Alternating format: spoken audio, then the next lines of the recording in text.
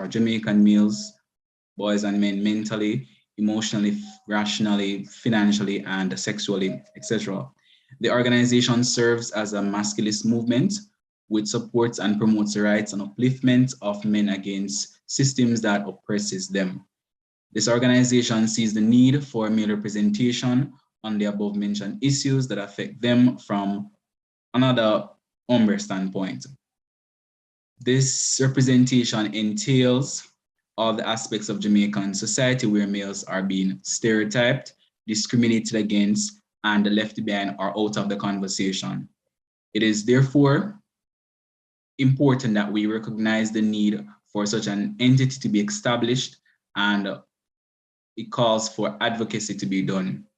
This organization believes that males need to be empowered, just as so females are, constantly, and as through this empowerment rather, that we're able to see changes in society. Some of our goals, aims, and objectives include empower males to achieve success within legal, moral fields that they choose to pursue. We also seek to highlight and break stereotypes that are associated with males within the Jamaican society. We also promise to advocate against male hair discrimination within the workplace, schools, church, and other areas in society that there's prejudice against males. We also aim to include males into empowerment or the natural hair movement, support the fee and battle different things that supports different policies that go against such. We also want to advocate and also to provide a platform, a safe space for males to have conversations surrounding issues that affect them, that are often hidden, such as this forum. We also want to provide a platform that recognizes and highlights male achievement in the various aspects of their involvement in society. We want to advocate for change in the cultural and social norms surrounding males in the Jamaican society. And lastly, we want to serve as an information hub where males can visit to learn about job opportunities, scholarships, materials that speaks on issues that affect them mentally, physically, and emotionally. So these are just a few of our aims and objectives. And as you would have also seen, we also conduct research on issues affecting males, and we share our findings and provide solutions to policymakers for amendments to be made. And we have completed one research thus far on issues affecting males, such as male hair discrimination. We had a number of responses from that research from our form sent out. Currently, we're in the phase of developing ourselves as an organization. We're a very young organization. We started out just from a talk around a gazebo, and here we are now. We plan to advocate, and we promise to make a change within the Jamaican society. We can't accomplish this without your support. We encourage all males and supporters of males to go ahead and share our information. We are available on a lot of social media platforms, including YouTube, Instagram, Facebook, Twitter. We're also on WhatsApp, and we're also on TikTok. We want you guys to share our platforms with your friends, your families, all your male friends. We want to spread the message and make an impact as an organization. I do wish for everyone a very informative and empowering session this afternoon, and I pray that we all may also enjoy ourselves. Thank you. Thank you very much, Denver, for that briefing and overview that you have given of the U.M.B.R.E movement. For those who have just joined us, thank you for joining us. And again, you can still invite someone out. Our YouTube page is live as well. So I'm going to ask Roberto to drop the link, the YouTube link in the chat for those who may prefer to watch it from that end. All right, so we're going to be discussing issues that affect males in the Jamaican context. And to help us to tackle those discussions, we have a panel of men of UM.B.R.Es that will lead the discussion. But of course, you reserve the right to make your comments, to ask your questions when the time is appropriate. You can always drop a comment in the chat. Our social media coordinator, Kelron Bellot, will be our chat reader this evening, so you can leave your comments there. And when the opportune time comes for you, if you want to verbalize your comments or ask a question, we're going to have a session for that. So our panelists for this evening are Tejana Taylor, who is a current student of the University of the West Indies, pursuing a bachelor's degree in political leadership, management and strategy. That's the major that he's pursuing, and a minor in management studies. He is a past student of the Herbert Morrison Technical High School, and he has been serving as youth mayor of Montego Bay. And he was also the United States Department of State Youth Ambassador of the Caribbean in 2019. And during that tenure, he created the Youth Mental Wellness Initiative, which is geared towards destigmatizing mental illness among youth, as well as promoting mental wellness. So welcome, Mr. Taylor. Our next panelist is Kenvoy Groves, who is a social worker from the parish of Manchester. He then migrated to St. Elizabeth, that's Malvern's St. Elizabeth. He studied at St. Elizabeth Technical High and then moved on to the Caribbean Maritime Institute, which is now Maritime University. So he has a background in shipping and logistics and holds a Bachelor of Science in Marketing from the University of the West Indies and some certification in project management. He is a youth empowerment officer for the Ministry of Education, Youth and Information. And he is also an entrepreneur, quite involved in youth activities. Welcome. And our next panelist is Kemar Brown, who is from Westmoreland, is a Seventh-day Adventist, and is pursuing ministerial studies at the Northern Caribbean University. He has served in several capacities in ministry, including personal ministry director, member of the Deacon Board, member of the Church Board, and he has been involved in youth leadership. And he also serves as a Bible counselor for NCU. Welcome. And our next panelist is Raji Lewis, who is an educator who will represent the education and youth sectors this evening. So he's pretty much jack of all trades, having served in so many capacities, including Youth Member of Parliament for Southeastern Clarendon, Youth Minister of Housing, Urban Renewal, Environment and Climate Change, and a whole lot of stuff. So he's now a youth consultant, and he's the founder and chairman of the Live, Love, Laugh Youth Foundation, and was recently elected president of the Clarendon Parish Youth Council. Welcome to you as well, sir. And our final panelist is Kemaria Davis, who is the Senior Executive Director and co-owner of the Institute of Protective and Security Services Limited, and is currently serving the rank of Deputy Brigade Commander and Adjutant General of the National Inter-School Brigade Movement. He's Regional Director and Behavioral Intervention Officer with the Behavioral Intervention and Disciplinary Support Unit. and he holds a lot of other offices. So these are the members of our panel that will lead the discussion this evening. Thank you, gentlemen, for accepting the invitation to serve, and we look forward to a very enriching conversation. And again, feel free to those in the audience to drop any comments or questions that you may have for our panelists. To start off the conversation, I want to ask each of our panelists, and afterwards I will steer the conversation.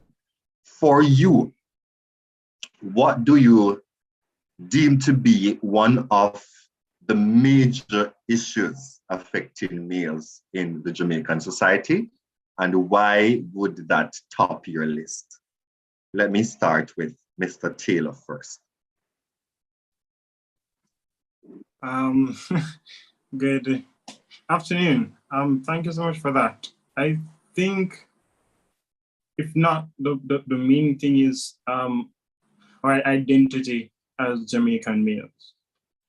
And that identity stems from what females see Jamaican males as, what the security forces see Jamaican males as, what the workforce see Jamaican males as, what society sees what males see, the lens that society have on males, and the expectations society have for males as well. I think that is the major, I wouldn't call it issue, I wouldn't call it an issue, but that is the situation in which we face regarding males. So you're saying that there is a need for us to address the identity issue that we have in our society in terms of how different sectors of the society view males. All right. Mm-hmm. Thank you very much for that contribution. Mr. Groves, what is your take on the matter? Good afternoon, everyone. For me, I think it has to do a lot with self-esteem. How a lot of us were traditionally grown, and I think we were of the opinion that men are supposed to be the head of the house, so we're supposed to be that masculine set of person. We're supposed to be rough, and we were taught that side because, you know, boys were able to play with guns and girls play with dolls. And I think it's all about how we were cultured, or how we are cultured. So I think it has a lot to do with our self-esteem. Okay, so self-esteem issues that pretty much stem from the way we were socialized and cultured. Thank you very much for that intervention. Let's move to Kimar Brown. Minister, what's your take? Let me greet you. Greetings, everyone, and thank you for that question. One of the major issues I believe that is affecting or impacting our young people is not knowing their purpose. What I realize in Jamaica is that most emphasis are being placed on the females. So males are not supposed to cry because it's not manly. Males are not supposed to, show certain emotions and support. So society cannot place males in a certain barrier, so they feel as if you do certain things, you're weak. So I believe that identity crisis is one of the major factors that is affecting our males.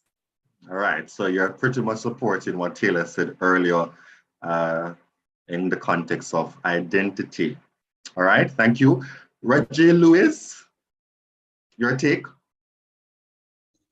Agree with all the speakers, yeah? Men stereotype, because we were told, men should act a certain way.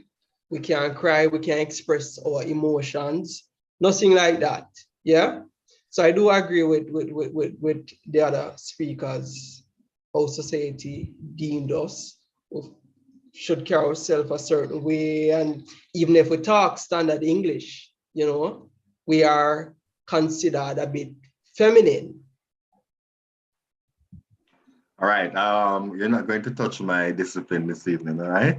All right. Thank you very much for that point. We'll come back to a few of them later on. And let's take Mr. Davis's take, and then we move deeper into the conversation.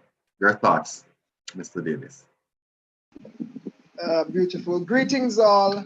Of course, a lack of parental support where the fathering in our homes is concerned, I believe is one of the greatest challenges we have for most of our males. When you realize that a child might become more relaxed when there's a daddy around, and I think that is one of the biggest challenges we currently have where our males are concerned. All right, so the issue of dysfunctional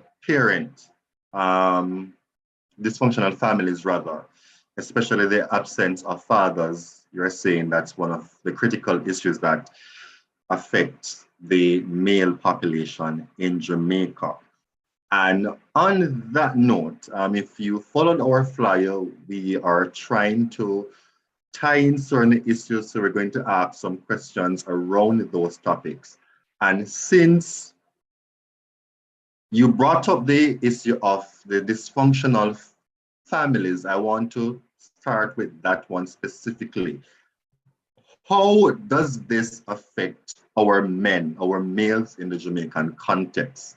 The fact that the reality is, and we don't need research to confirm it, because it's our reality every day, that we have a lack of father figures in our households. So what do you think are some of the consequences of having absent fathers in our houses, in our society? Let me go back to you, our last speaker, since you raised the matter, and then I'll move to the other panelists. I tell you,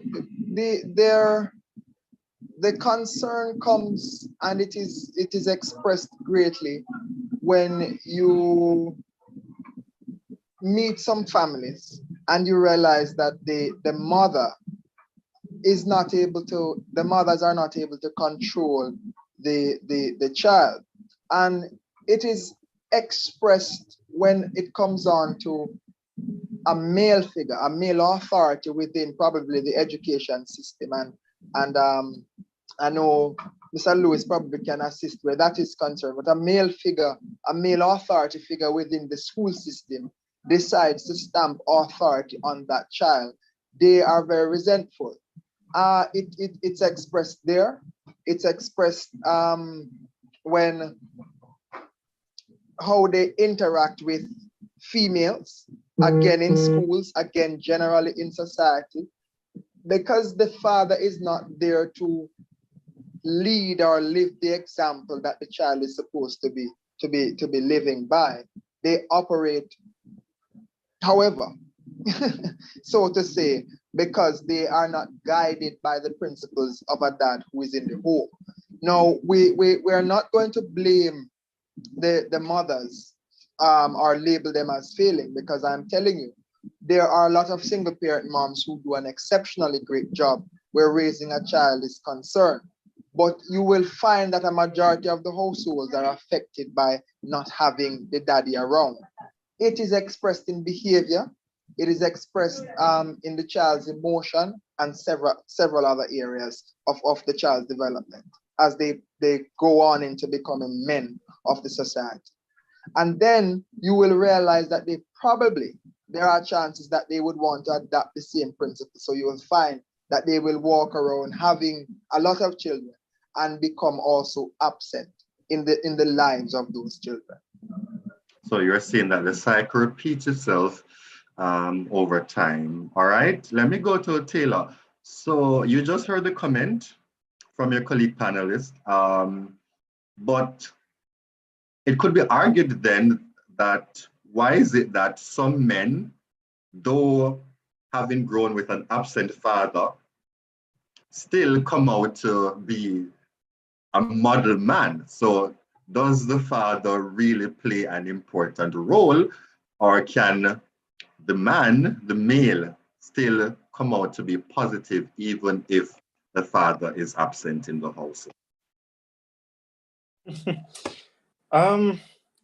So my response is a small piece or a zoomed in part of the larger conversation. The larger conversation is, what are we as a Jamaican people? What are we as a Jamaican society? What do we stand for? What are our values? And from that larger conversation, it goes down to, what are, women, and then what are us as men in society. And you spoke about families, or persons who may necessarily have a father figure, or a father within their lives. They end up becoming something. Well, there are persons like myself who didn't necessarily have that emotional support from my biological dad. However, I had many father figures around me, and there are persons who, they may not have the father figure within their household. However, they can find it elsewhere outside. And there are persons, the 1 and 2. If you do a survey, the 1 and 2 outliers who found it on by themselves. They wanted something different for their children. However, that doesn't talk about the large portion of our society who face some of the issues, some of these issues. And as the panelists said, not having that any at all, a father figure, somebody who you can mimic, certain traits from, certain behaviors from, somebody you can learn certain things from, then is either go out there into the world and you try to find it yourself, or in your pursuit of trying to find it, you end up don't find it any at all. And you end up trying to do something that you think in yourself, you genuinely believe that it is what you're doing. For example, you talk about persons going out and having a lot of children. Yeah, the Lord said to be fruitful and multiply, but you have to do it within a responsible manner. And it is based on the friends that they keep and the company that they're in. So it goes back to my initial point in us, as we definitely as males need to find our true identity and to define ourselves, because peer pressure contributes to you doing a number of things that you may feel, you may know that is wrong, but you don't have anywhere else, any other place where you're getting support from, say insecurity. That's as it contributes to persons joining gangs, persons going into drug abuse, persons selling drugs, stuff like the negative stuff that affect our society. So everything goes back to us defining ourselves as males and having that father figure within your life, not necessarily within the home, help you to define that. All right, thank you. You mentioned identity again. I see my friend and colleague, Karif,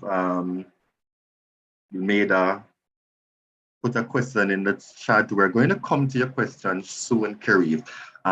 Thank you, Tejano. Let me go to Raji and ask though, but the point of having women in bundles and, certain descriptions or descriptors that make a man a man, isn't that something that we have cultured our men to believe?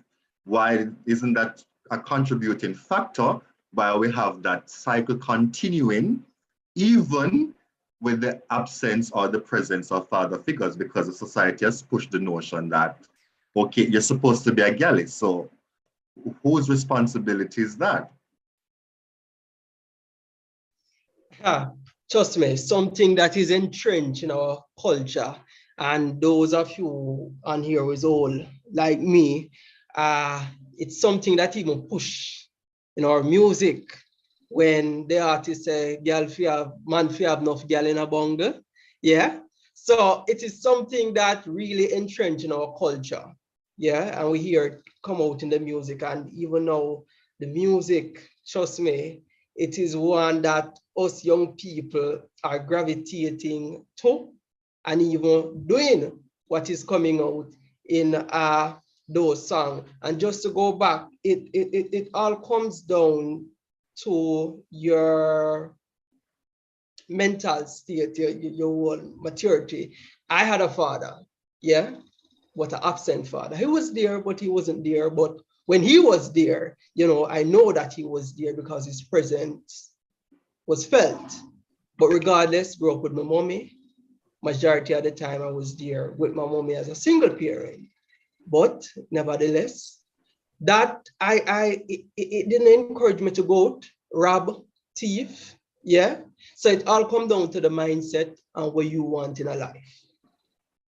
All right, I hear mindset, and I'll come into Kerry's question shortly because I think it ties in. But you spoke about your father being present but absent at the same time. There is a notion that I think our parents and other generations grew up on, that the father should be the provider of the family.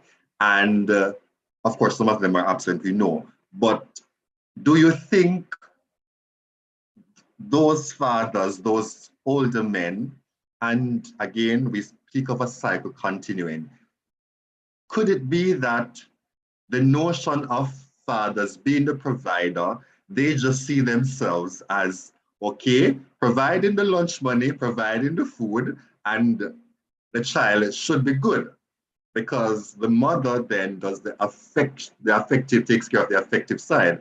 I know that a lot of this has been the experience of a lot of men, but isn't that something that the society has caused, or was there insufficient guidance to that generation of men that, listen, taking care of a child is more than just providing food and lunch money? So let me share. I remember my father, he would have said that his father did not show him love. Yeah, so he can't show me love.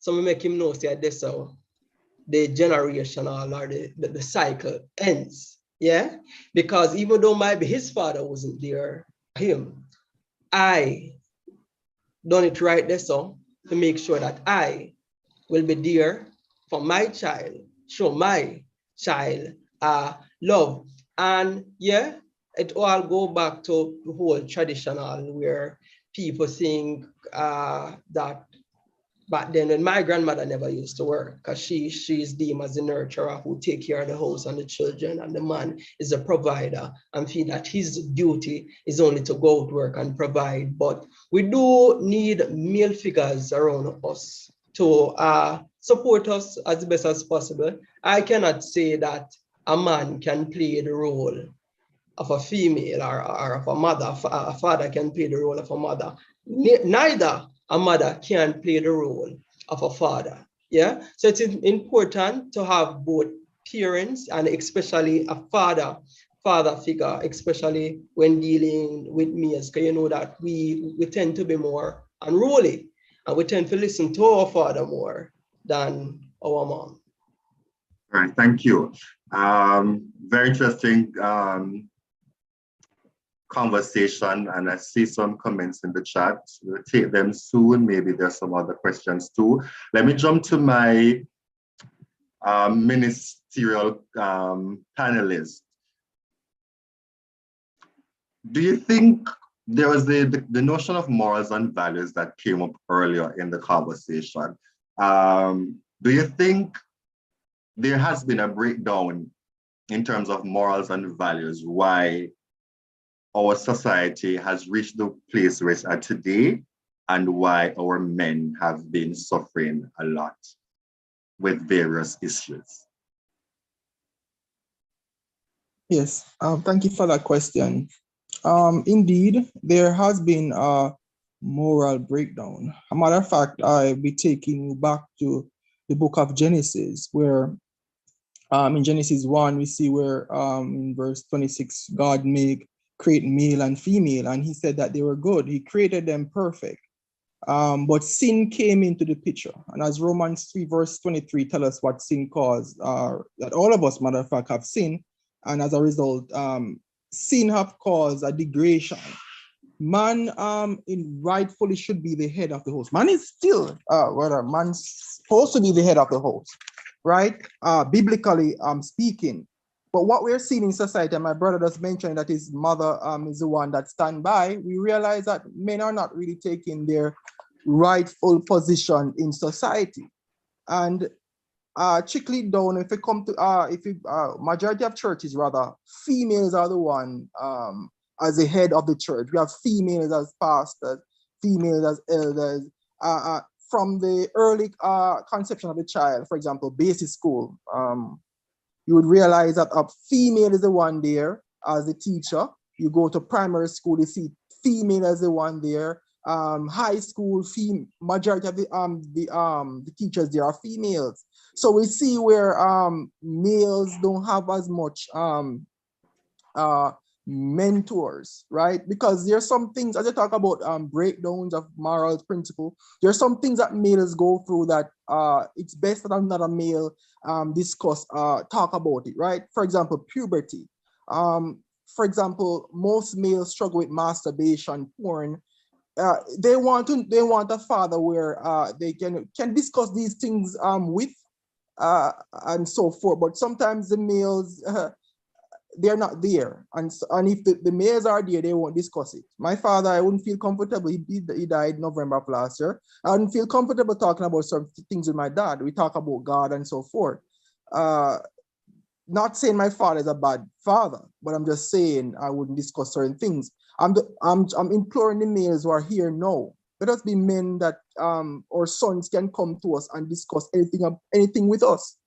What I'm seeing the trend in Jamaica talk about breakdown in society. If men show certain feminine, let me rephrase. If men show certain side of them, they would say that, oh, the man is weak and boy, move for us a grown there. So males are cultured in a way to be silent. We are cultured in a way to just observe. So males don't learn to express themselves. And I feel, and even in the church, sometimes you'd notice you're saying, you can speak up, man. They're afraid to speak because of the home that they're coming from. Maybe their dad is abusive. So the dad is nice to the public, but abuse his son. Say, boy, grown, let's go chop here, go do that, they go do male stuff. So in their mind, they're believing that, oh, that's what I'm supposed to be doing. When it come on to school, male is cultured to not express themselves. And I have similar experience when I was in class and I'm talking, teacher would say, you talk too much, and that is not good. We need a society where males are able to express their views and concerns, right? I'm not sure if I answer the question that you're asking directly, because I know because of a number of issues I'm trying to go through, a number of them that I'm seeing. But number one, we have a lost. We have a loss. I can't overemphasize who we are. We have lost our identity as men first in God. Men are supposed to be the leaders of the home and the church and society. And some person will dispute about it, but it's biblical. We can debate in that regard. Men are supposed to be the head of the home, but we're seeing where females are the head of the homes, and we're seeing where also when it come on to I'm sure if I'm going over, but also when it come on to relationship, based on the qualification the woman would have accumulated, she won't take up a man that don't have a master degree. She'd want a man who have a master degree and a doctor degree. And so we find in the society men is logging, because I know I've done a research where females brain move faster than men, and men learn differently. So when they talk about males, we are hands-on. We believe in the physical touch and so forth. Females are more for the theory. You understand? But males are one for the practical. So we have to understand our function and who we are in God. We are seen as a king. We are seen as important in the sight of God and as leaders. Men are born leaders. Some people dispute about that, but that's my point. All right, a mouthful was just said. Thank you very much, Kemar. And since the notion of identity came up. Let me just go to Karif's question. What's his name? Kelleron, could you read Karif's question for us? Charles, see you and coming to you soon.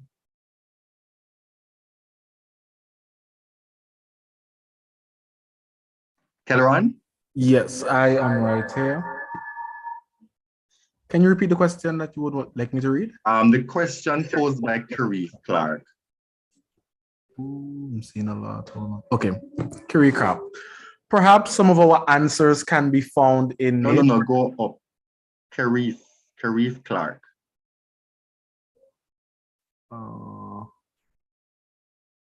Okay. Are identity and purpose fleeting concepts / constructs? At what point do we know when we have truly attained our purpose, and at what point do we know that we have found our individual identity? All right. So, yeah, you can expect a tough question from Karif. Groves, let me hear your take on the matter.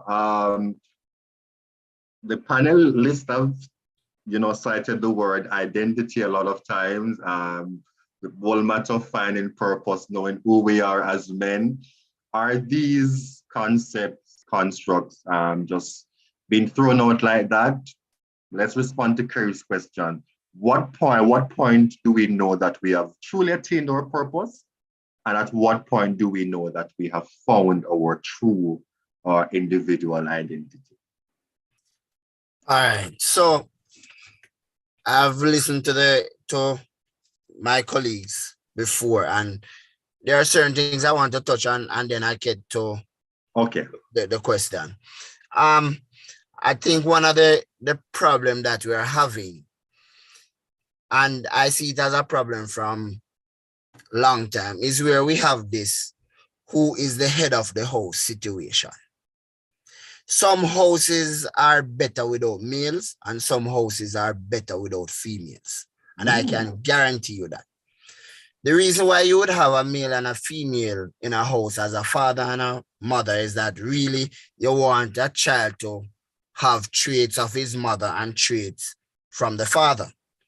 But honestly, there are some houses that you definitely don't really need a male figure. As you had mentioned before, some moderator, you have males who were grown up in single parent or mother, and they came out to be exceptional males, and vice versa. Now, I think if we get out of this competition, because I'm going to say competition, we're having this situation where the man is going to be still trying to portray his masculine, and I am this and I am that, and I have to show the child that I am macho and all of that, and we don't show that sensitive side because we're too busy caught up in this competition thing of being the head of the house. Now, the fact of the matter is, boys are learning, girls are learning, but some males are easily distracted. And if the minister had mentioned about learning and female learning faster, if you check the ratio of babies, girls most of the time start creeping before boys. Girls start talk before boys. For those who are here who are fathers, maybe you'll know some of this, right? But I'm thinking we, in this 21st century, males need to stand up and be males, right? Not being macho and masculine, being males. It is time for us to see each other as equals, both males and females, because some females are better doing some stuff than men, because we'll find females who are better at doing construction. We have some men who can lift up a block. Why is that? You understand? So I think we need to teach our children that males and females are equal, right? And so that they can learn different traits. So in my household, I grew up with a mother and a father. My mother had nothing to do with school. If I did my mother alone, me not go to school. But my mother showed me love and showed me how to go around the family and all of that. But my father now, he wanted us to go to school and get an education because he didn't get an education. So now I'm going to school, getting the education, and then my mother's side is showing me the love and the family. So you're getting traits from both sides. All right. So that is where I think that where you need the male and the female. Now, in terms of our identity and our purpose, I tell you, I think you'll find your purpose when you have your passion, when there's that passion. Because we can go around doing things that we like and things that we love, but yet we don't have the passion for it. So probably you don't even find your purpose until you're probably 50, 60. I think when you really find that passion for that thing that you want to do, that is when you really will find your purpose. And when would you say you found your identity? All right. Your identity. Now, you can find your identity early. But the difference now with persons and identity is that you find it, and because of how we are cultured, we are free to come out and express who we are. Express who we are. Thank you for that word. Express who we are. So your identity can be found much, much early. And it's all about how and I tell you, really and truly, the way how we are cultured, trust me, this is really funny. Mr. Lewis had mentioned the Beanie Man song early. Enough gal and gal in a bungle, and a lot of us would look at that in the negative way in Jamaica, how we are cultured. But if we go to countries like Africa, is that a negative thing in Africa? No, it's not. So based on how we are cultured and how we deal with the situation, that is how you realize that the notion of how we look at it is different in terms of our culture. But in terms of our identity can be found early, and it's just the way how we express ourselves. All right. Interesting perspectives coming from our panelists. I know the chat is blowing up. Charles, I sense you have some points of divergence. So I'm going to give you the floor, then we come back to the chat. Let us hear what you have to share. Go ahead, Charles. Thank you very much. You know, let me just break it down from the beginning, right? You see, when a child is being born, right? If it's a girl, what did she got? She got a book to write down her notes, or a diary. That's one. She get a toy, which is a dolly. And what she does, she plays house, how to cook, how to take care of the food and change. And she's seen her mother. So that baby girl is being bred. She is being to become a mother, a wife, right? And when a young boy is born, when you give him a chuck, and you send him outside, that's why young men like cars and chucks, right? So if there is no father figure in the house, that young man doesn't know how to become a man. A woman can never, ever teach a boy to become a man. And that is a myth that we see on Father's and Mother's Day, but thank you, mother, for fathering me. We should show that out. Don't follow the feminists with this statement, right? And again, young men, women they learn faster than the male. So when you look into school, who do you see as a teacher? Female. In my primary school, I've never seen a male teacher. You see, the females learn faster at the same level, at the same age as their counterpart, the male. So the teacher will look at this. Don't tell me no. This is what I did have my studies in, my master's in, right? So when you have the female teaching the female and the female is learning, the male who learns a little slower than the female have not reached his potential yet. The female in the classroom said, this boy is dunce. She started to put some negative connotation to him. And he says, listen, anybody who wanted it, you don't have to take my word for it. You can do your own research on this thing. Don't take my word for it. Just as a minister standing preaching in the sermon, in pulpit, we say, take the scriptures and look for yourself. So you don't take my word for it. There's a lot of information on the internet for it, right? So when it comes with this, and it shows you before there were even single mothers, there were single fathers. You see, I did my research while doing Marriage and the Family.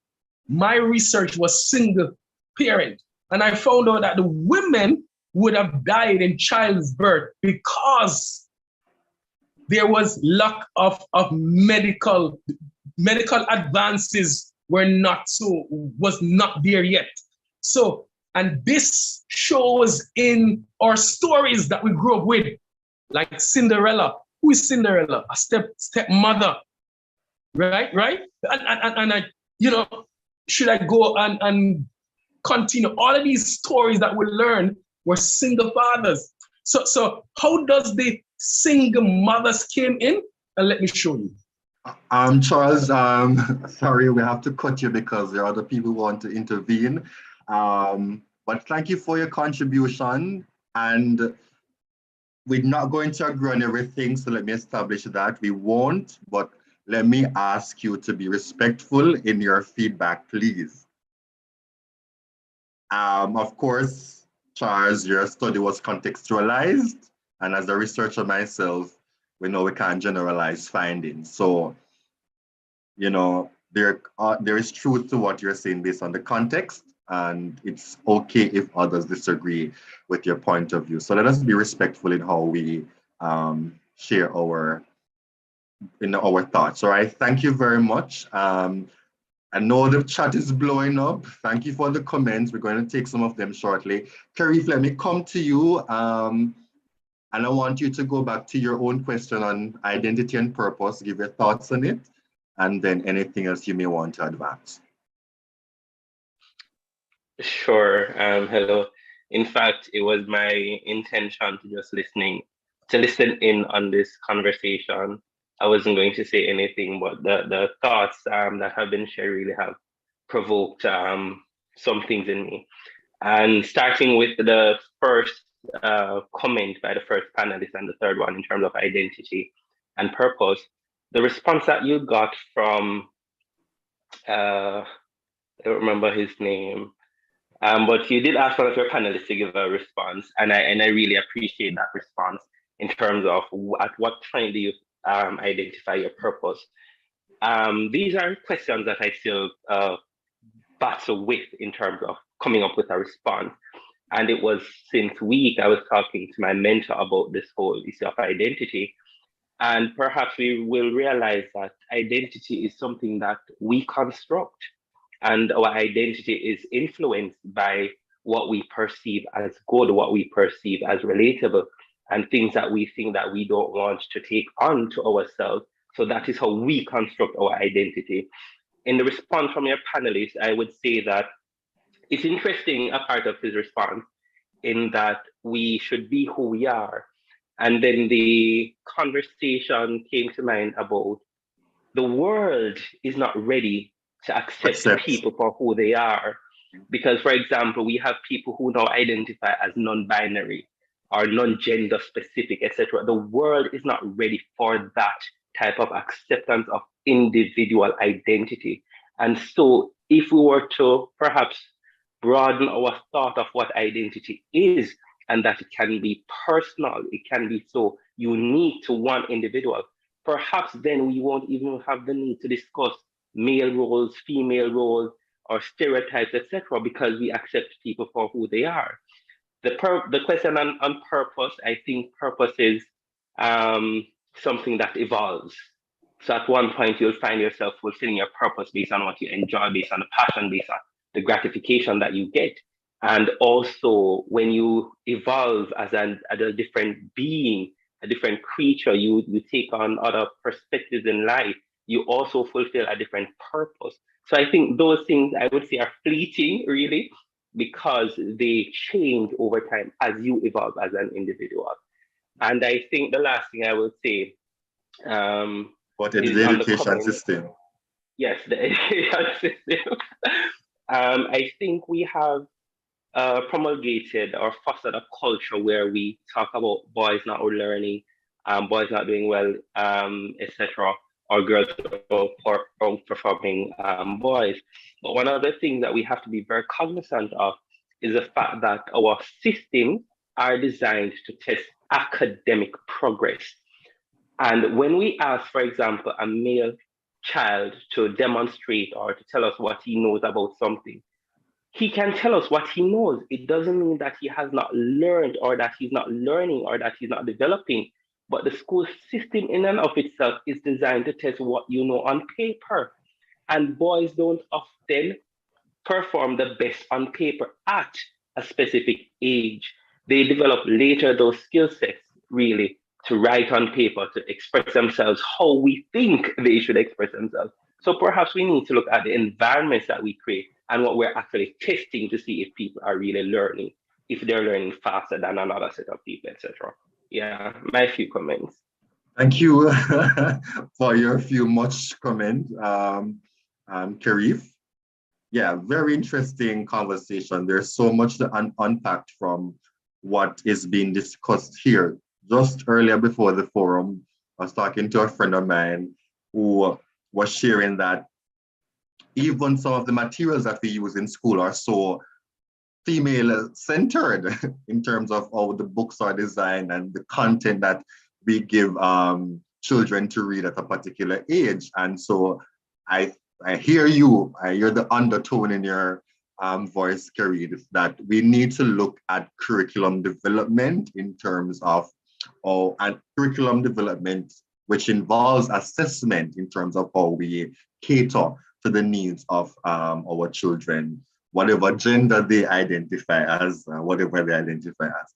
All right. All right, let me take Ryan, your hand is up, and then Kelleron, I'm going to ask you to just bring up some of the questions from the chat and we continue. Go ahead, Ryan. Yes, good afternoon. Good afternoon.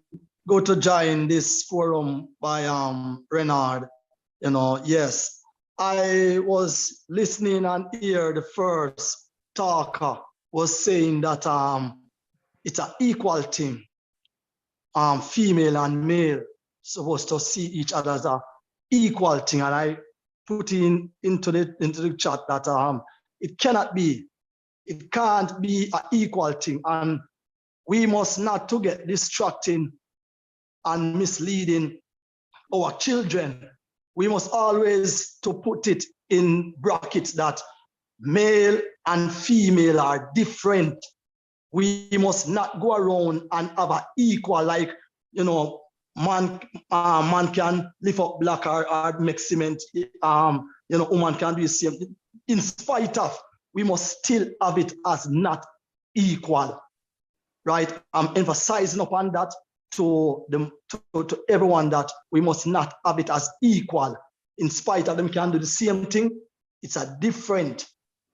Man were made different, women were made different. They have two different purposes in life. Yes, I just want to outline that, very important, right? Not to get misled and distracting. All right, thank you, Ryan, for your perspective. Again, let the perspectives contend. We may agree or disagree, and that's totally fine, all right? Tijana, see your hand. I won't take it. I'm not sure what you want to share on, but I want to go back to something in the chat, as Ryan just mentioned about, the matter of equality. I think this was Justin and maybe some other persons added to the conversation. What makes a man a man? Is it driving a truck? Is it, being able to do construction work? What makes a man a man? Let me hear from you, Tejan, on that question.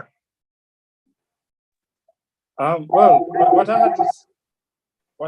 have to say is actually surrounding that, and it goes back to Kirk's question, which is identity and purpose, and saying those are constructs. Well, first of all, society in itself is a human construct, is what we want it to be, what we decided to be. Apart from us being biologically masculine and feminine, or male and female, man and woman, those are social constructs as well. We define what a man is, we define what a woman is. There's nothing linking biology to necessarily say women have to wear skirts, because women can wear both skirts and bands. Men wear kilts in Scotland, and we also wear pants. So I go back to say our identity is how we see ourselves, and our purpose is what that reason is, what drives us as human beings. I think that we should not try to look at the trivial, but try to look at what the larger conversation, because we can look at things from a religious point of view.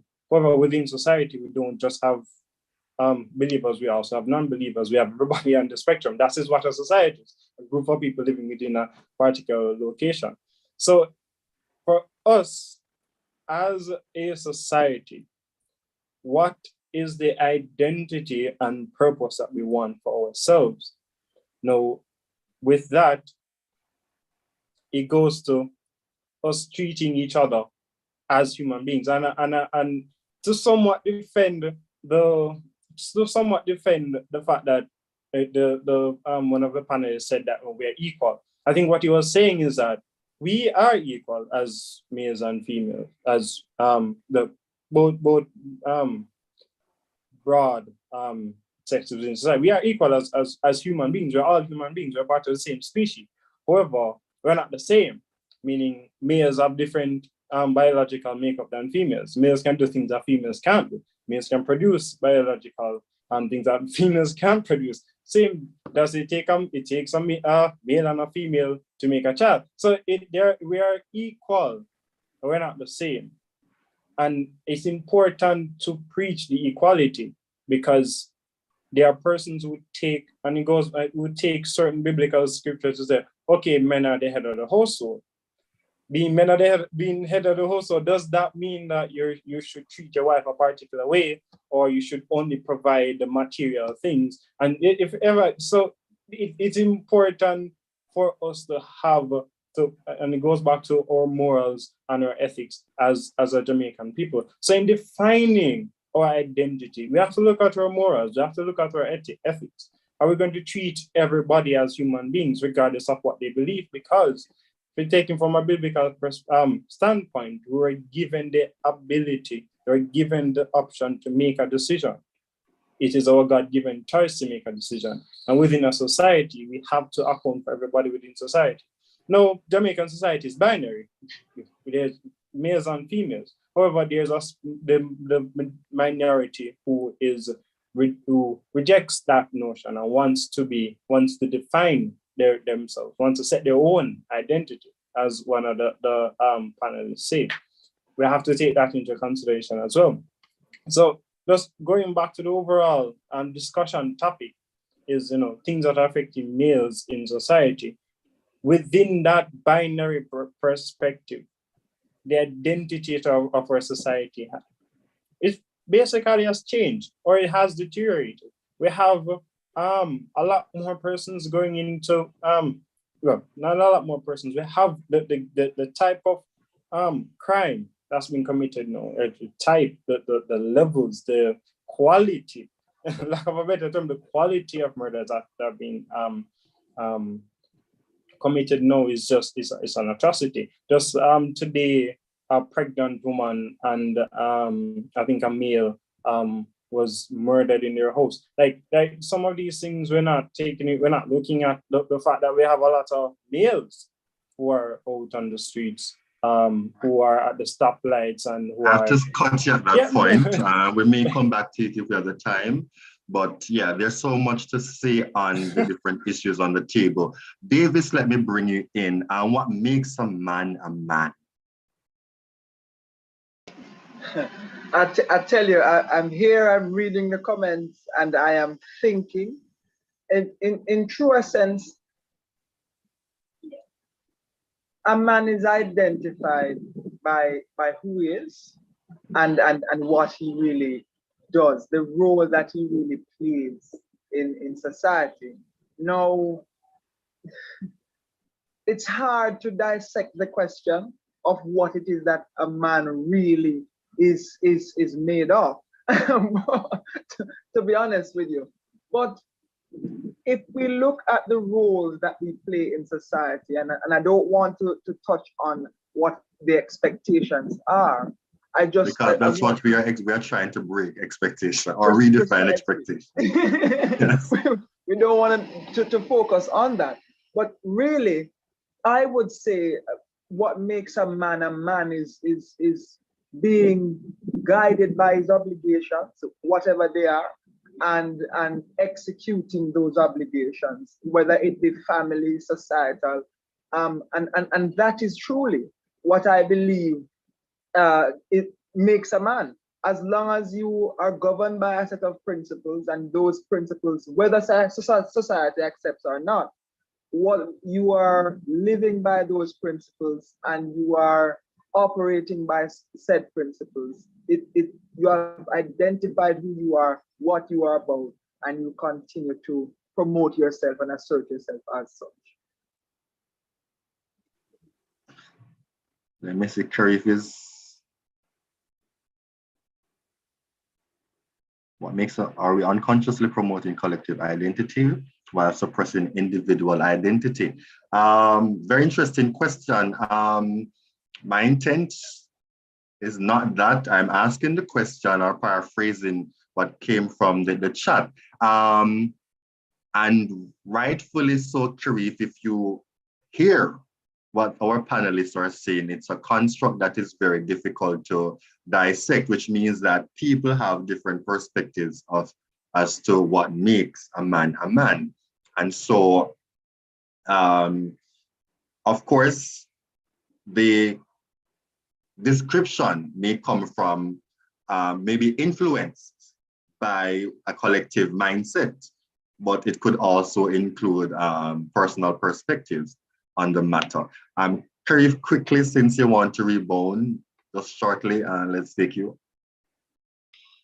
Sure. In fact, to clarify, I think, well, when I ask the question, I am wondering if by having this conversation, and I've been listening, by having this conversation, are we really promoting that type of suppression of who an individual is supposed to be, rather than focusing or asking questions about individuality and how one attains individuality and self-actualization, rather than trying to identify the traits, the attributes of a man. And so unconsciously, we're trying to put people in a mold to help them to conform, to say, if you do not have these traits, then you're not a man, right? Why not ask questions about individuality, where people have a sense of discovering who they are, what they're good at, what they like to do, etc. So that's the thought that's going through my head. And that's I see your perspectives, which I think we are still within that line of discussion, because the panel, another panel may say, for me, this is what I believe makes a man, which could come very well from an individualistic perspective. And so I don't think it takes away from the legitimacy of the question. Kelron, is there any other question to note from the chat? And while you look, I would like to hear from one of our female guest in the audience. I know it's a male forum mainly, but I know you have been blowing up the chat, but is there any one of you who would want to verbalize anything at this point?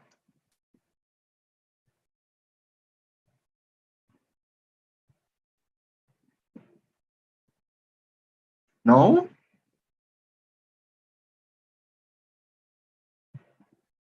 All right, we've given you the opportunity. Yes, Kelron, is there anything else to note from the chat? Yes, there actually is. Renard is asking, what makes a man a man? Is that a man was born a man? Wow. And the real Akim is saying, I would say what makes a man is his character, the qualities he possesses, and his willingness to stand in his power while creating a path that helps to make his sphere better. So Sabrina is asking, why is there a different definition for what a man should be when there is a clear specification between woman and man? So this is currently the conversation that is going on in the conversation. All right, thank you, Kelron. All right, I see two of them have raised their hands. So D. Bogues, may we have you now? Hello. I was going to touch on what I think it was Mr. Skyers was saying, and also what Karif was saying about men and what defines a man and gender roles. Since this is Christian, you have to remember that even though society, and which we should be respectful of that a man can be defined as, there's no one way to define a man. It is not linear. It is a spectrum. There's no one thing that can make a man, nor a woman a woman. But at the same time, biblically, there are things that define a man, what the obligations are, not just standards, but obligations of what a man is supposed to be and a woman is supposed to be. No, with that being said, going back to the point of men and women are equal. They are equal. They're not the same, but they're equal. It's the same 23 chromosomes, and it is the same.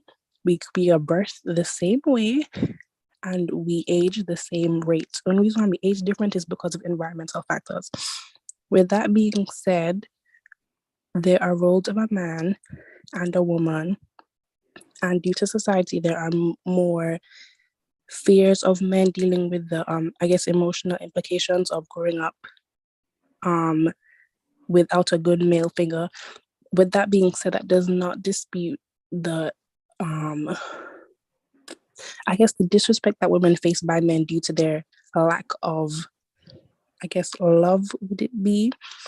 Because at the end of the day, a lot of the abuse that men face emotionally are then taken out on women as well, and then it becomes a cycle, especially seen in Jamaican culture, even with this whole idea of having seen women as objects and, having plenty of women. When even if you're going back biblically, Solomon had plenty of wives, not for wife's sake, but it was political, because he was ending wars by having a wife in this country or this place. So back to my point. I was going to say that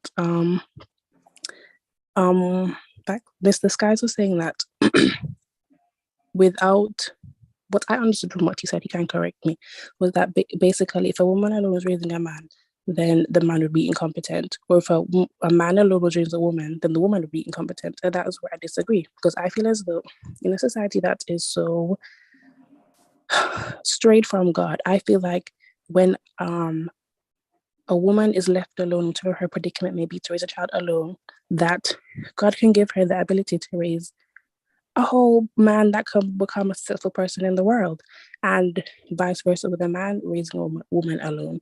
There are so many predicaments in this world where life can go instantaneously. No, the child is now useless because he didn't have a hug from his dad, or that disputes negative behavior. I don't agree with that at all. But yes, that's just my 2 cents. Your 4 cents, man. Thank you very much for adding your voice to the conversation. I see Sabrina saying that she no longer needs to comment based on your input just now. All right, thank you very much for your contribution, and keep them coming. We're going to somewhat shift from what's on the table. Maybe it's still somehow linked, but of the factors that affect the male population here are interconnected. And I want to ask my panelists, why are so many of our young men unemployed? Why are so many of our young men unemployed? Because this is one of the factors, the issues that affect young men. Why is that the case in our society? And let me start with, I want to give my panelists equal opportunities to speak, Groves, let me come back to you. Why do you think a lot of our young men are unemployed in Jamaican society? I'm going to use the big L because they're lazy. Lazy. And trust me, why I say lazy, I do a lot of work with our youth and in communities. And when you go into the communities and you show them the opportunities, because one thing I've heard a lot of in Jamaica is that government not provide no work and this and that. There are a lot of work out there. But because of the mindset and the laziness and the want to, the chopper life, the quick things are what they are really looking for now, right? So I've been in some communities where I've given youth opportunities in terms of getting a skill, going back to school, all of that. And trust me, nobody wants to take it up. On the other hand, you'll give the females and they'll take it up. So for me, I'm seeing where a lot of males are lazy and they like the hand-down mentality that we're having now. And because of the music that we're listening to now, and they're thinking about the fast life, the quick cash, quick money mentality, nobody is thinking about working, nobody is thinking about anything sustainable. No one is thinking about that education because they don't realize that the money can go, but the education will be there. So you can move from one spectrum to the other. So for me, I think it's not about them not having the opportunity. I think it's more lazy and lacking to go out there and do it. All right. So from your experience, you're saying one of the main reasons is because of their laziness. All right. Louis, let me hear your thoughts on this matter. Why are so many of our young men unemployed? Well, I somewhat disagree with Sir Groves.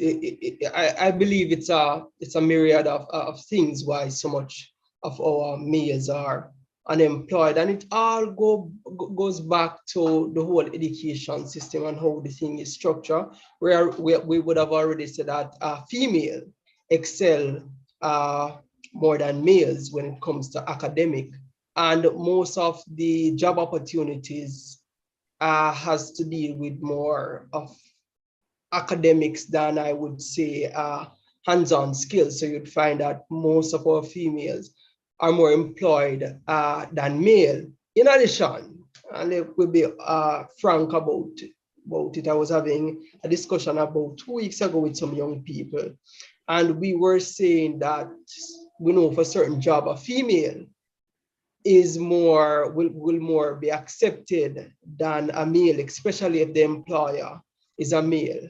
Yeah, no matter the type of qualification that person would have possessed. But to me, it's a lot of reason why majority of our males are unemployed. I wouldn't say lazy. While that might be one of the factors, I wouldn't say lazy. All right. So the system discriminates against men sometimes and employ females over men. That's what you're saying.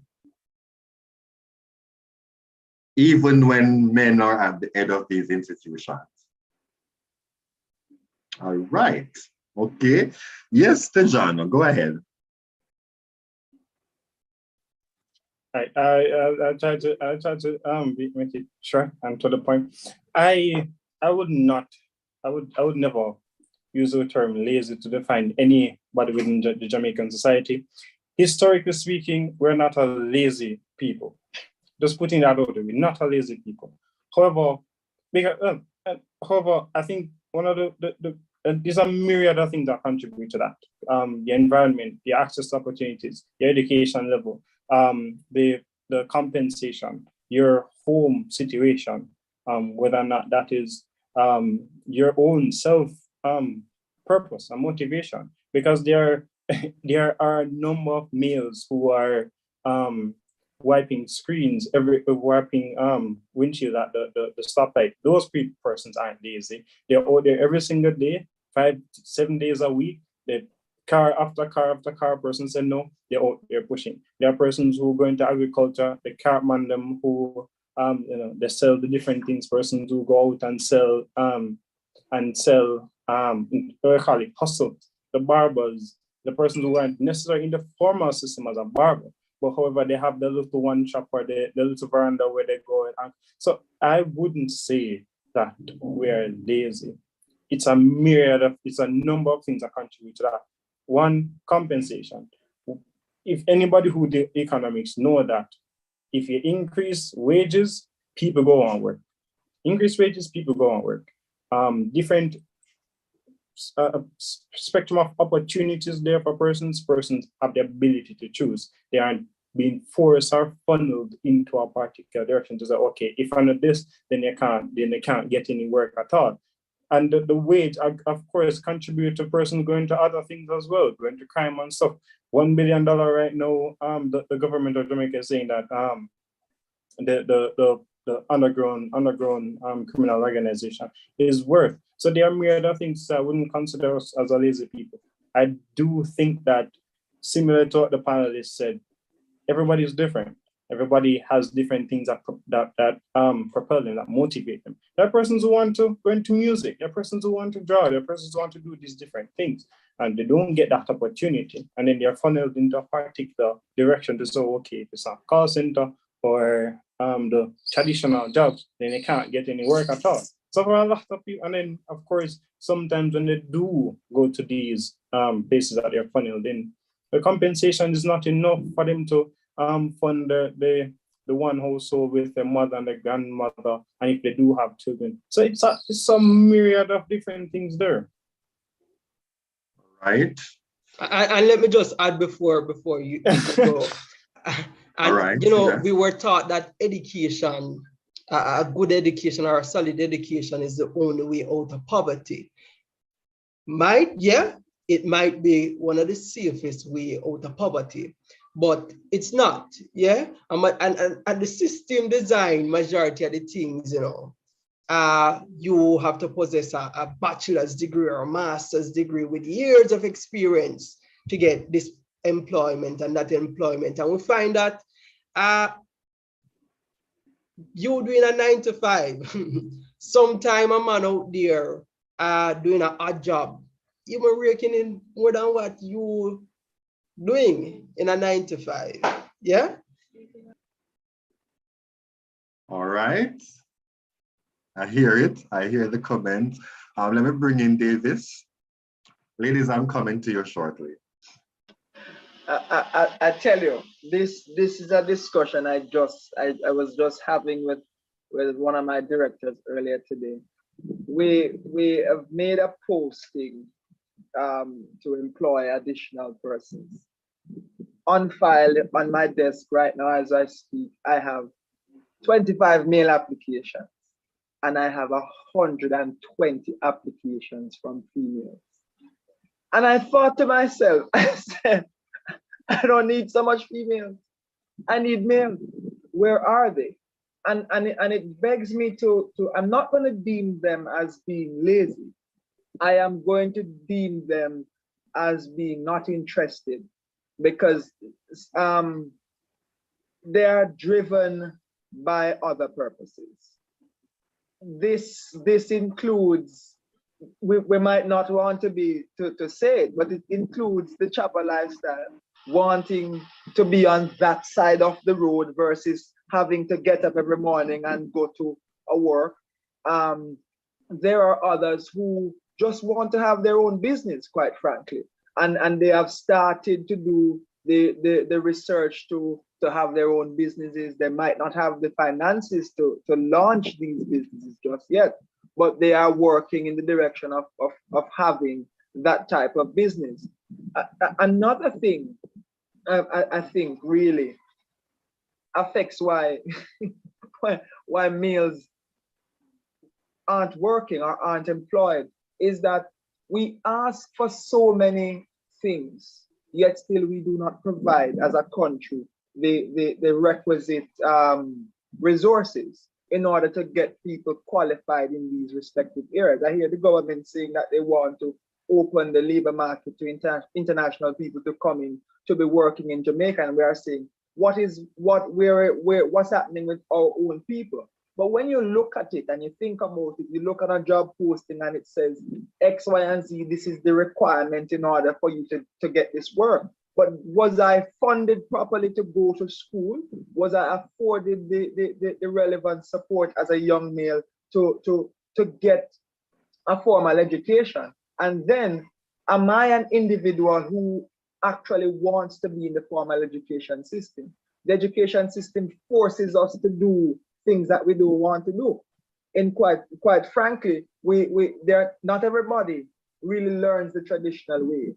There are persons who are hands-on where learning is concerned, and our education system does not afford that. It does not afford for a man to come to school and say, I'm just going to go into the auto mechanic room and I'm going to be doing auto mechanic right through, perhaps a little reading, but not forcing me to do physics, not forcing me to do mathematics, not forcing me to do the things of the extreme nature, when really my job doesn't require it. And that is basically where it is. Right. Touching a lot on education and on, of course, the foundation of a child growing up. Let me bring in Sabrina. Thank you, Kemario. I must say that I really find it very ironic. The same panelists that mention, identity and purpose versus passion, to say then that the males are lazy. But I will put that aside. And I'll also mention the fact that, are we going to say that the fact that men can barely function in our society, that's the reason why they're unemployed? Like, I don't get that. And then again, I heard someone say that, it's because the females have it better in the education system. And I've been hearing, some, like for the entire meeting, I've been hearing like, this is so and that is so, like everything is so generic. And we're saying one thing to cover everything. The issue is always going to be continuous if we find one factor to just blame it on. I feel like our education system isn't for females because you still have misfits that are females in the system. The problem is that the system is just not for everybody. There's not a versatile system that can help everybody that's different. The system is not built for everybody. And that's the problem. It's not that it's not built for males. It's not that it is built for females. It's that it's just not built for everybody. We are different people. We're different individuals with different aspirations. And that's why persons are going to struggle. The reason why the males are struggling, in my opinion, is that society has so much constricts on them.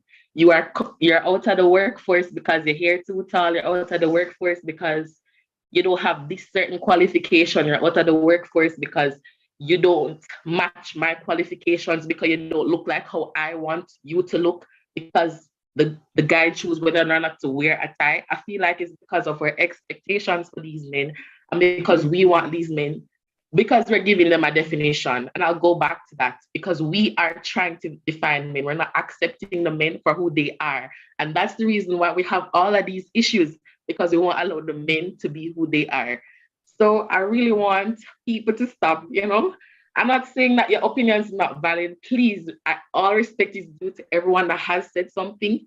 But, you know, you can't pinpoint one thing. You can't blame one thing. There's so many factors against our men, and that is the problem, because we're not trying to accept them. We're not trying to allow them to be themselves. We're trying to give them a definition. We're trying to give them obligations. We're trying to tell them what to do and what not to do. And that's the problem.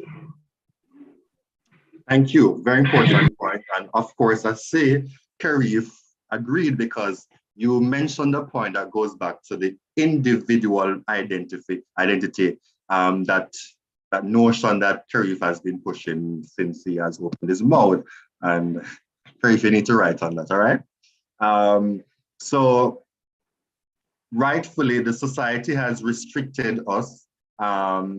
And by society, we talk about societies, because you talk about the church society, the workplace society, the school society. So we have societies within the broader society, and each of these societies has different expectations.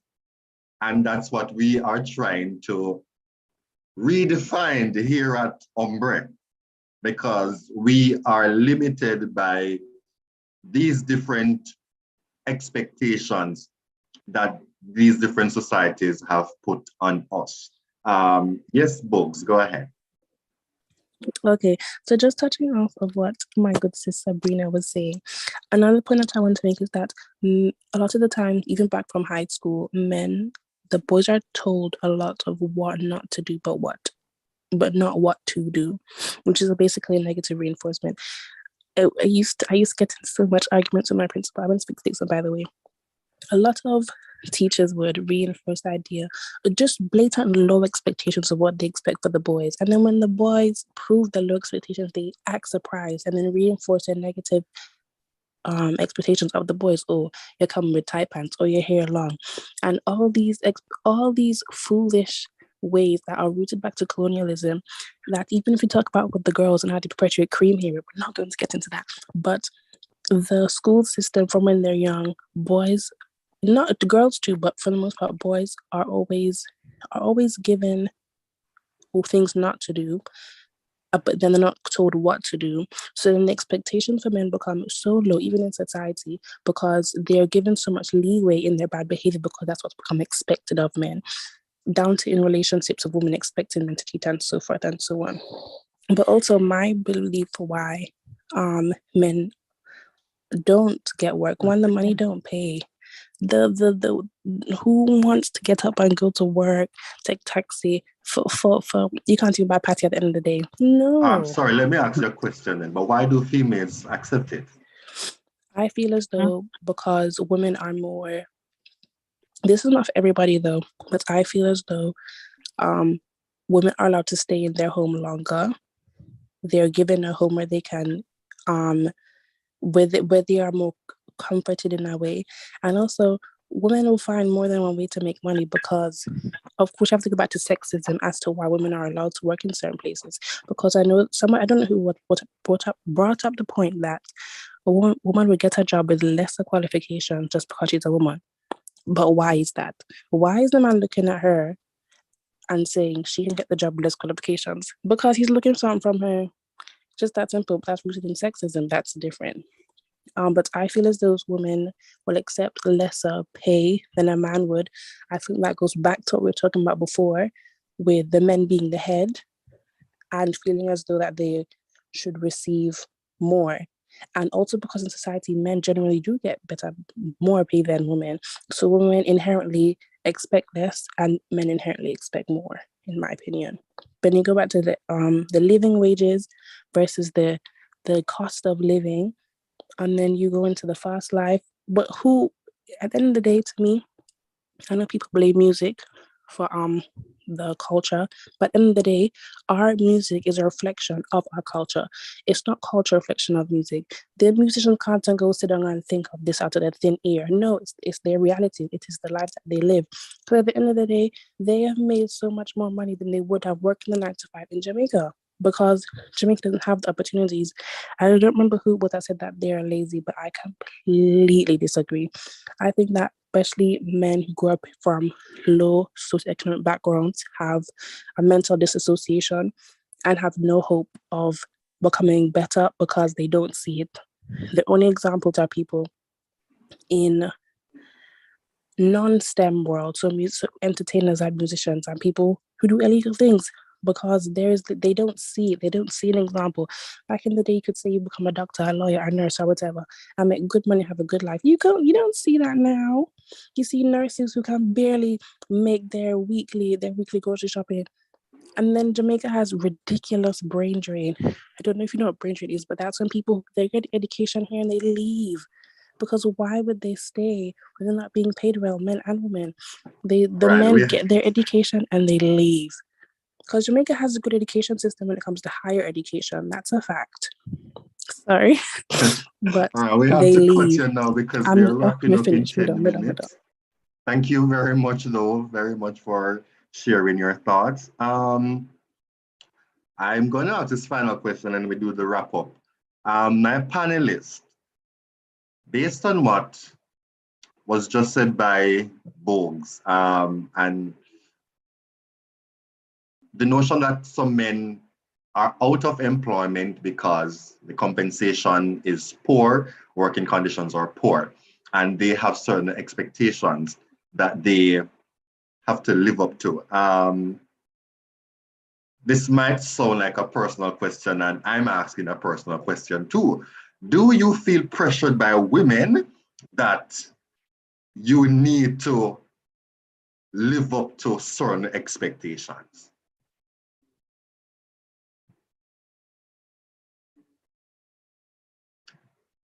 Tejana, you're laughing. Let's start with you. Ken Voice soon come to you.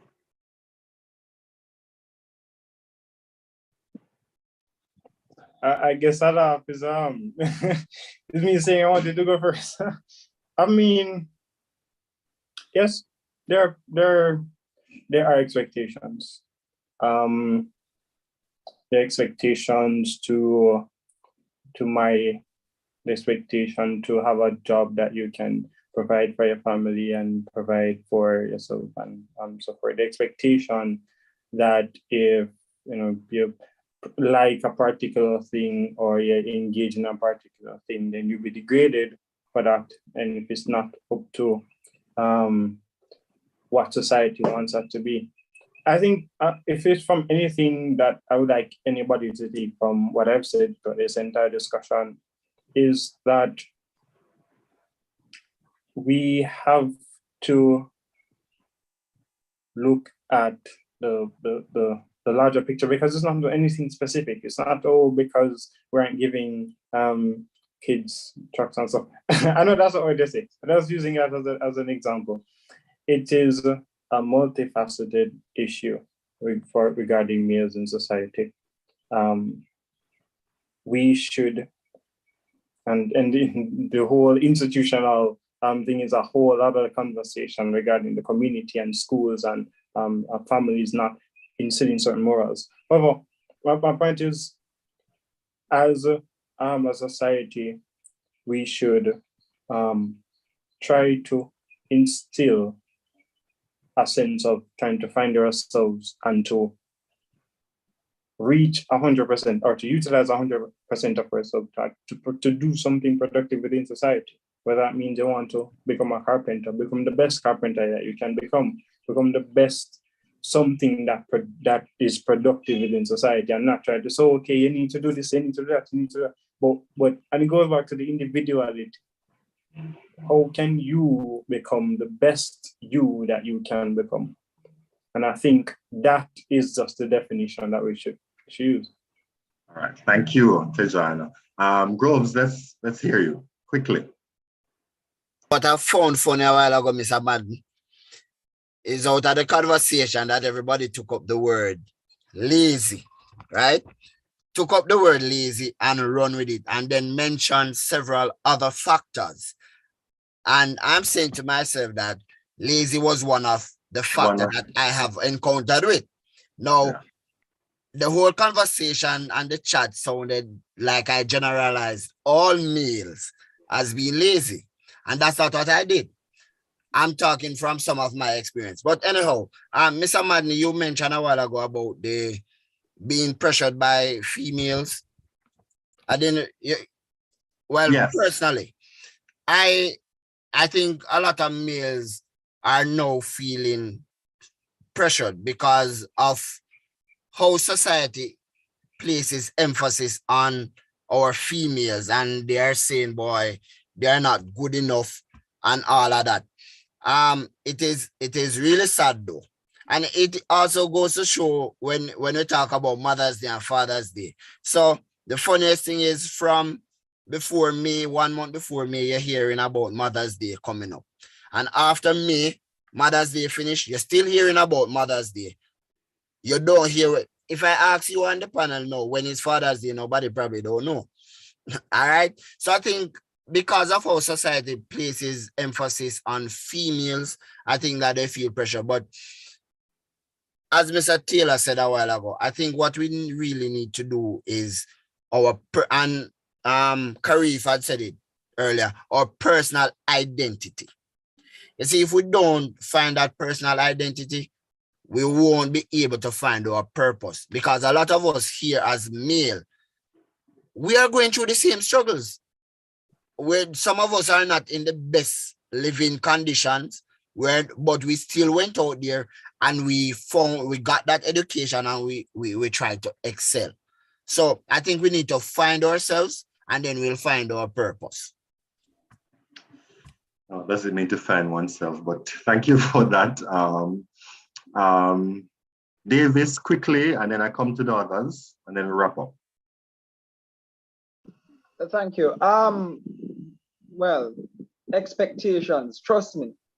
Personally, I am not guided by anyone's expectations.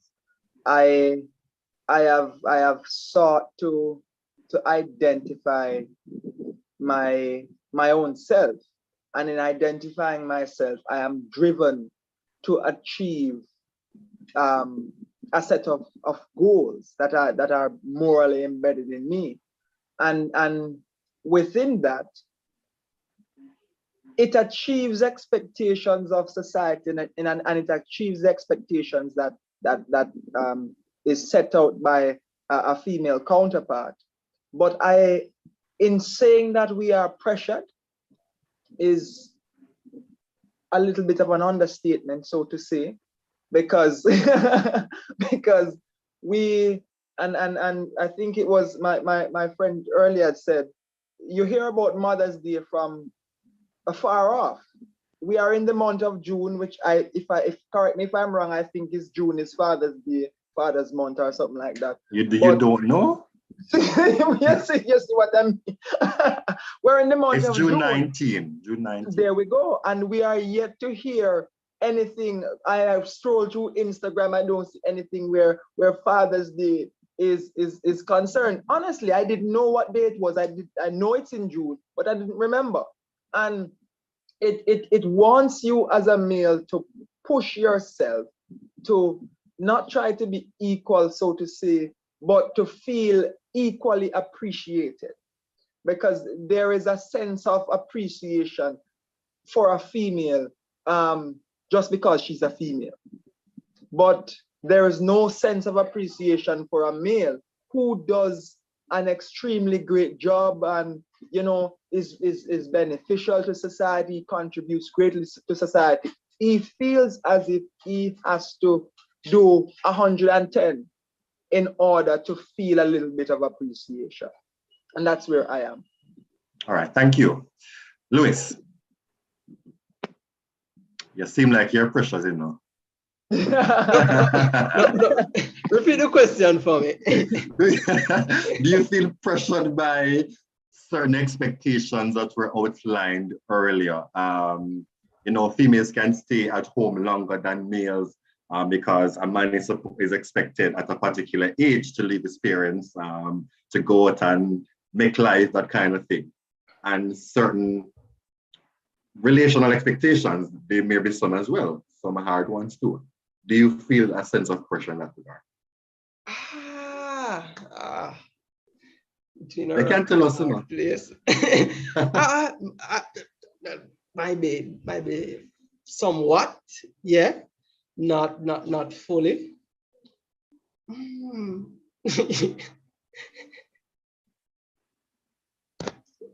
Yeah. That's what I'll say for now. It's been reserved. And our minister, what is your take on it? I'm just laughing at the response there. It's good. I love some other let me say I like the response.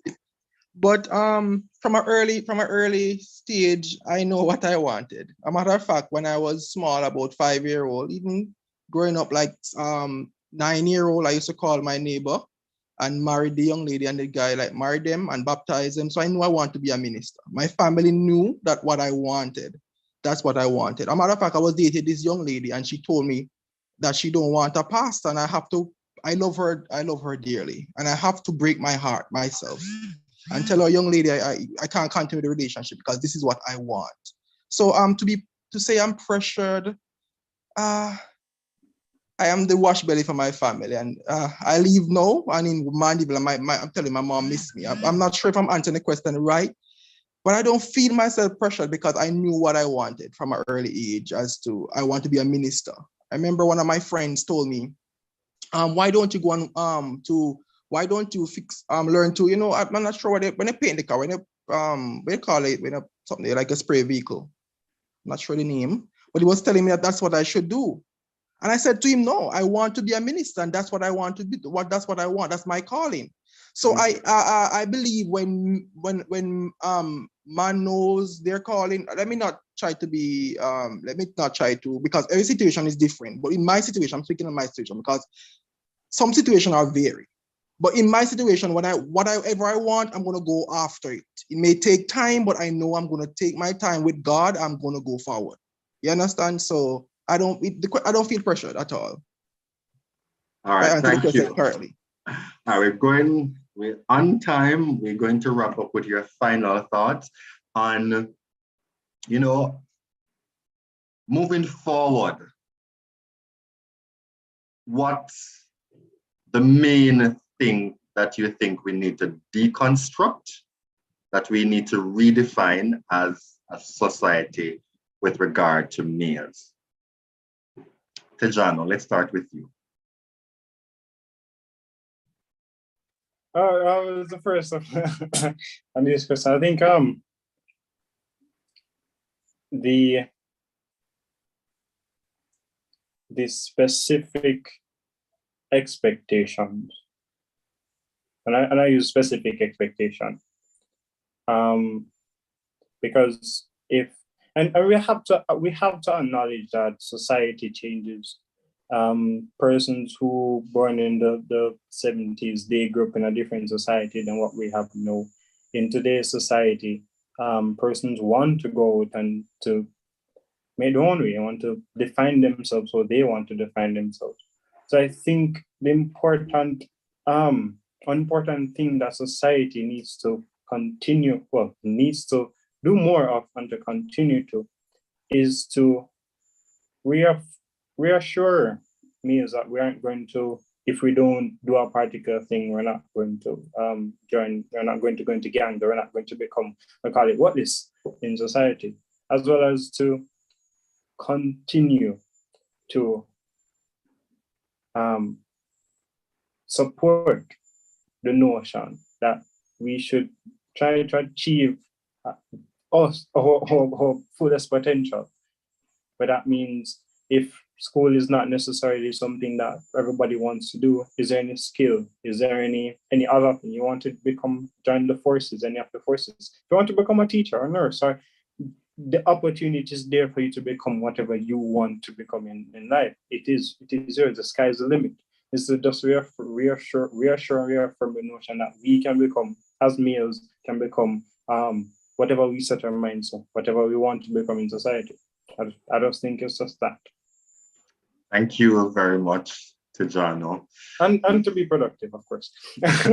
Absolutely. Our youth mayor outside of Montego Bay. Mario, quickly, final thoughts on that. What do... I know I would have been the second one on the list. Trust me, there are really a lot of, and I see somebody saying it in the chat as well, there are a lot of unrealistic expectations of men. And in fact, we just need to get rid of them. We need to allow people to be who they are. We need to afford people the support to grow how they want to. I'm not now saying throw out the rules, yes, but there should be some amount of room to allow people to grow as per how they want to. And then providing the requisite opportunities for and policies. Because when you talk about having a hair issue with a male going to school, why don't the females cut off their hair then, since we have a hair issue for school? You know, no, don't come and get me. I'm just saying, we just need to focus on the things that truly affect our development and not on the things that are unimportant, so to say. The final point that I think I probably want to talk about is this is the 21st century. And then there's a new century, because this is the after COVID century. And if you're living in this, if you're living in this era, it is totally different from even we are young people and we are used to certain things. And today, if you walk into a high school or you walk into any school, it is much different from when we were there 5 years ago, 6 years ago, and it's new times. So you have to accept change and work with it. Trust me, just work with it. If you can't fight what's coming, work with it. Thank you very much, Kimaria Davis. Kimar?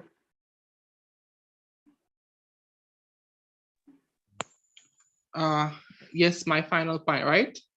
Yeah. I must implore us. I love what I'm seeing. My brothers, and the young ladies, Sabrina and the rest. I like how these young ladies are speaking up for the men. And men, when we're choosing ladies, let us choose ladies that complement who we are. I'm gonna put in my personal life out there. I remain single for the time. You know why, guys? Because I want a woman that complements me and my ministry. The ladies, I'm not bashing you and nothing. You have to find a lady who complements your ministry. Somebody will help to build you. Your words are powerful. Choose friends also that will motivate you and help you to reach the next level. I will not stand for ordinary. I am extraordinary, and I implore you, young men, to be extraordinary in whatever you do. And I'm speaking also to the ladies. Not because you want sex, you're going to take up any man. You're going to take up somebody who complements you, and I will wait. And if God refuses from giving me what I want, I'll remain single until I die, because I want what I want. Ladies, you must want what you want. Man must want what they want. And you have to fight for what you want, contend for what you want, because greatness is within all of you. That's my few words. Bless you all. We are the pastor coming out. All right, evangelist. All right. Thank you very much. And Louis, Raji, we take your thoughts now.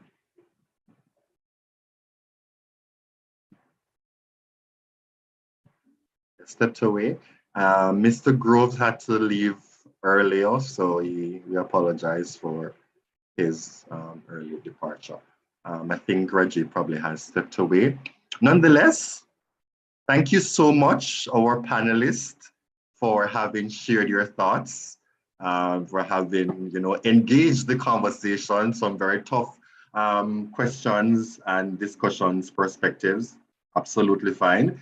Thank you to our audience, those who have shared in the chat, those who have verbalized their thoughts as well, openly through their voices. We really want to thank you for being a part of this first of several fora that we're going to have, where we try to understand the biases and we want to redefine expectations. So hombres, thank you very much.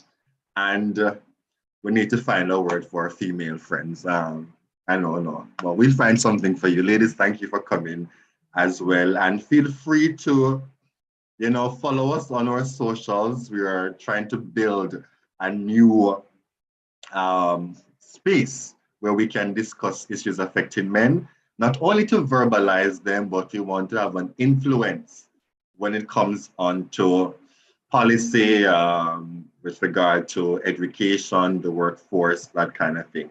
So thank you so much. It was my pleasure moderating the session. And I want to wish you a very good evening and a very productive week that is ahead. You'll hear more from us because we have more fora coming out and other initiatives. Have a good one. Thank you very much.